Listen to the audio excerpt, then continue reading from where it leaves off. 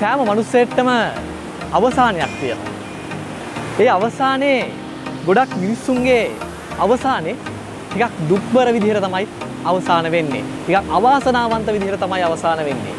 ඒකට එක හේතුවක් තමයි තමන්ගේ තරුණ කාලේ, තමන්ට පුළුවන් කාලේ, තමන්ගේ ජීවිතේ විඳින්න පුළුවන් කාලේ ජීවිතේ නොවින්ද එක.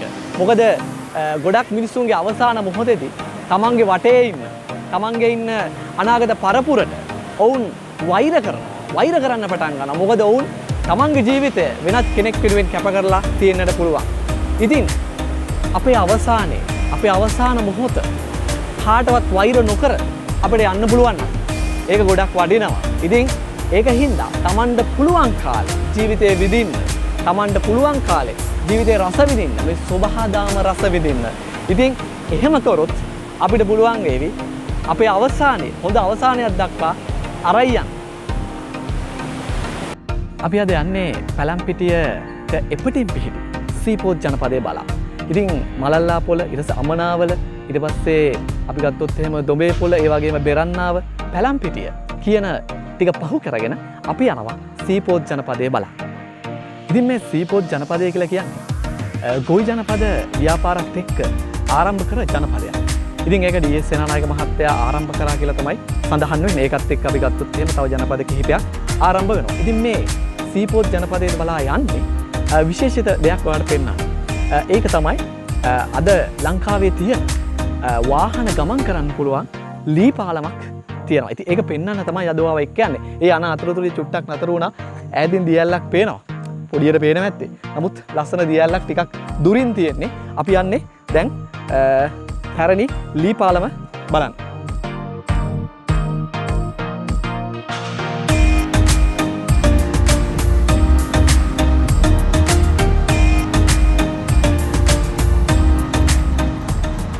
මේ ලී පාලම බලන්න ඔබ බුලත් කොහොපිටියේ සිට යනවා නම් ඔබට කිලෝමීටර් 16ක් පමණ මේ ස්ථානෙට යන්නට වෙනවා. ඒ වගේම ඔබ යටියන්තොට සිට යනවා නම් ඔබට කිලෝමීටර් 11ක් පමණ සීපෝත් පාරේ යන්නට වෙනවා. ඉතින් මේ වී ඔය ඉවුර දිගේ ඉහළට ගියොත් මේ ලස්සන ලී පාලම, ඒ වගේම එතනම තියෙන ඕලු වැල්ල ඔයාට බලා ගන්නට පුළුවන්.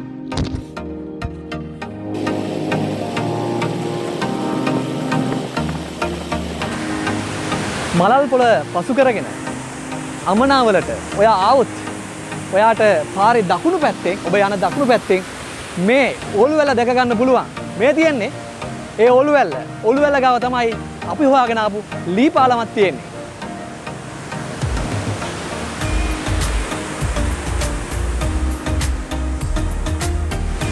මේ ඕලු වැල්ල සීපෝත් පාරේ කිලෝමීටර් 16ක් විතර ආවට පස්සේ ඔයාට දැක ගන්න පුළුවන්. මේ ඇල්ල එකපාර ඇදහැලෙන දියැලක් නෙමෙයි. මේක විටින් විට කඩින් කඩ බැලුවොත් එහෙම ඇලි 4ක එකතුවක් විදිහට තමයි මේ ඕලු වැල්ල ගලාගෙන එන්නේ.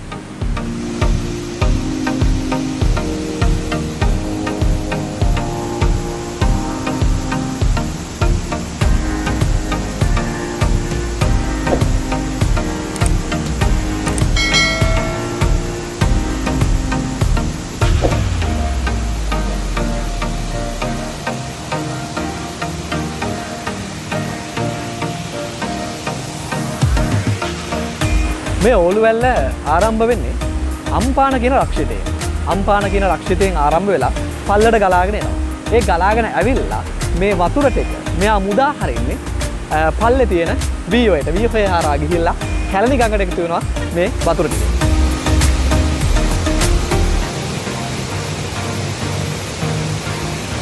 මේ ඕලු වැල්ල හරහා අපිට වැස්සෙනුත් බාධා වෙනවා. මේ ඕලු වැල්ල හරහා ඉදි කරලා තියෙන්නේ දැව පාලමක්.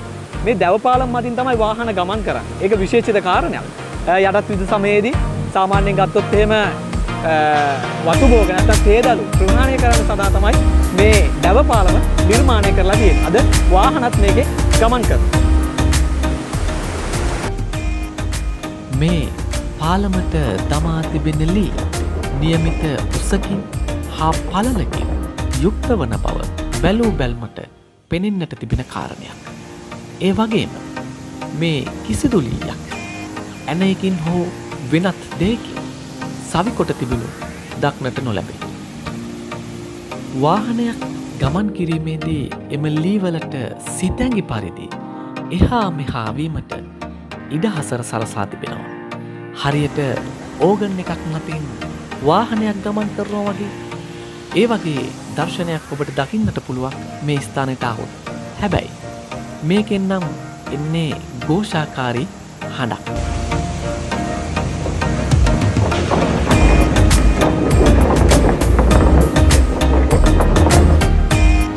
මෙම පාලමට දමා තිබෙන ලී පළල අඩුවීමෙන් එක් එක් ලීයකට වැටෙන පීඩනයද අඩු වෙලා තියෙනවා.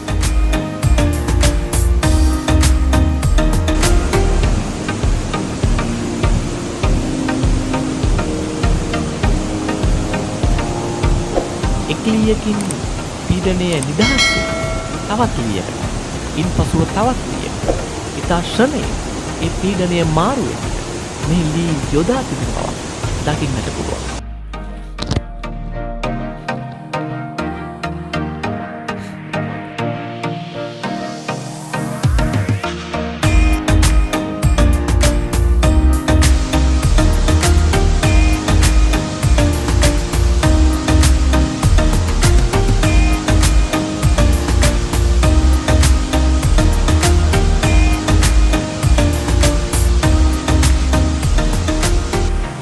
ඕලුවල්ලට එන අතරතුර පොඩි වැස්සක් වැටුණා. ඉතින් සබහාදාම කියන්නේ ඒක. ඉතින් අපි පොඩ්ඩක් එතන තියෙනවා රොටි කඩයක්.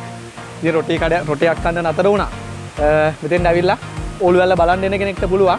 ඉතින් රොටියක් කාලා, තේන් ටිකක් බීලා ඕලුවල්ල බලන්න තව උඩට යනවනම් යන්න පුළුවන්.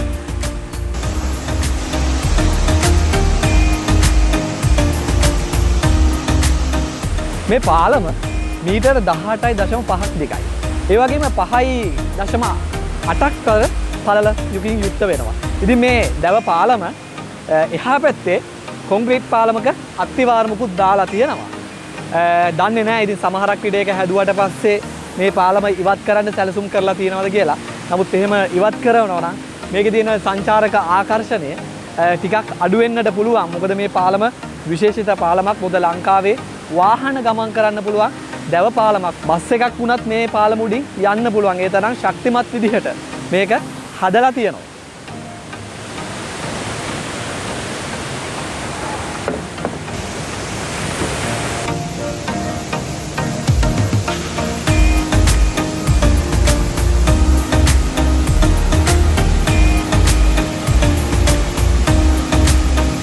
හරි. ඕලුවැල්ලේ ටිකක් උඩට යන්න ඕනේ. පොඩ්ඩක් ගියොත් ටිකක් දියැලේ මැදට ගිහිල්ලා බලන්න පුළුවන්. මේ දවස්වල නම් වැස්ස වැඩි නිසා පොඩ්ඩක් ගල් මුල් ඉස්සනවා. පරිස්සමින් යන්න ඕනේ. හරි. අපි යමු උඩට.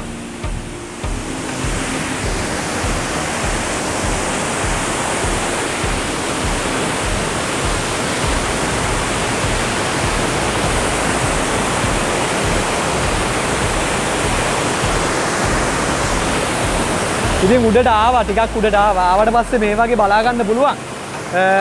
තව ටිකක් උඩට යනවනම් ගස්වල එල්ලිලා තමයි උඩට යන්න ඕනේ. ඉතින් ඒක ටිකක් දුෂ්කර ගමනක්. මොකද වැස්ස නිසා ටිකක් අවදානම් මේ ගල් ඉස්සන හින්දා. මෙතෙන්ද ආවත් ඔයාලට මේ ලස්සනට බලා ගන්න පුළුවන්. ගැටලුවක් නැහැ.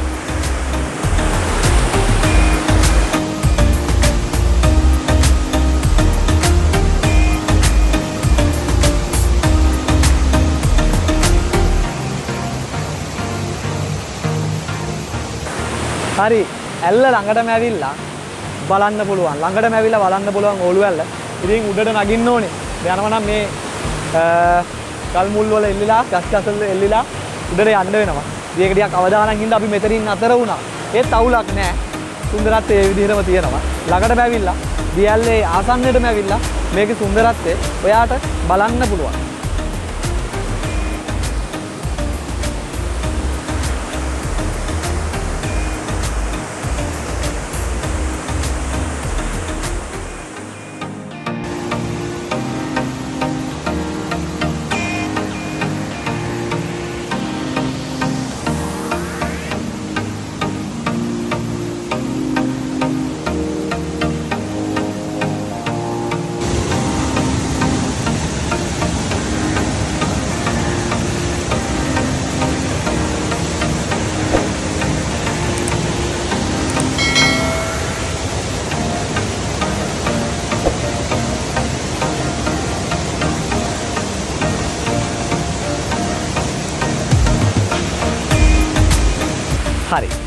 ඔන්න ලංකාවේ වාහන යන්න පුළුවන්. බස් එකක් ලොරියක් වුණා යන්න පුළුවන්. ඕන බරක් මේක යන්න පුළුවන් විදිහට හදලා තියෙන ලී පාලම අපි බලන්න ආවා. ඉතින් ඒක බලන්න එන ඔයාට ඕලු වැල්ලක් බලා ගන්න පුළුවන්. ලස්සන මීටර් 200ක් විතර උස ඕලු වැල්ලක් බලා ගන්න පුළුවන්. මේ දෙකම තියෙන්නේ එක තැන. කිසිම ගැටලුවක් නැහැ. Taman යන පාර ළඟම තමයි තියෙන්නේ. ඒක නිසා ගොඩක් දුර යන්න විදිහක් නැහැ. අවශ්‍යතාවයක් නැහැ. ඉතින් මේක උඩහට බලන්න යනම් පමණයි ඔයාට මේ උඩි පාරක් තියෙනවා. ඒ පාරෙන් ටිකක් දුෂ්කරයි උඩට යන්න වෙන්නේ. ඉතින් එහෙනම් අපි ගිහිල්ලා එන්නම් ඊළඟ වීඩියෝ එකෙන් හම්බෙමු.